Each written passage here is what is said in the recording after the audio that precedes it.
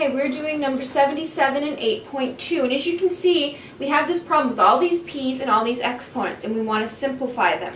Now before you start, if you haven't printed off your list of exponent rules, do that first. You want that easily accessible so you can go back and forth as you need them, because remember, you have different exponent rules for different operations. Now we have one thing going on in the numerator and one thing in the denominator. We're going to do these separately, so first I'm just going to leave the numerator as is. I'm just going to rewrite it, and I'm going to work with the denominator. Now in this we have two exponents and one base. If we have one base and two exponents, this means we multiply the exponents. So in this case we have 3 times negative 1/5.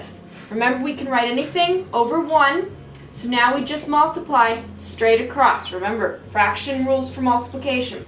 So we have negative 3/5. Now, at this point, we're going to start working with the numerator, since we have the denominator simplified down to 1p and 1 exponent. Since we have a separate base for each exponent, this means we add the exponents. So in this case, I'm going to bring the denominator over. I'm going to add 1/5 plus 7/10 plus 1/2. Now, to add fractions, remember we have to have a common denominator. Looking at 5, 10, and 2, we can use 10. So this one, we're going to multiply both top and bottom by 2, and over here by 5. So we have 2/10 plus 7/10 plus 5/10. 2 plus 7 is 9, 9 plus 5 is 14, 14/10. We can reduce that. Divide both top and bottom by 2. We have 7/5. So we have p to the 7/5. Now at this point we're not done yet. We still have 2 p's. So, let me erase what we've been working on down here, our scratch work.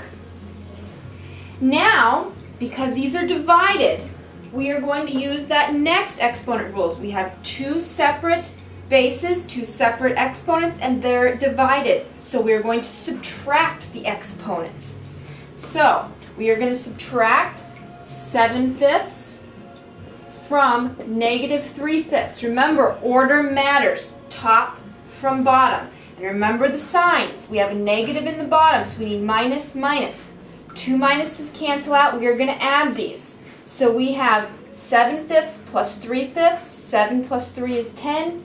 10/5. 10/5 reduces to 2. So this means our final answer is p squared.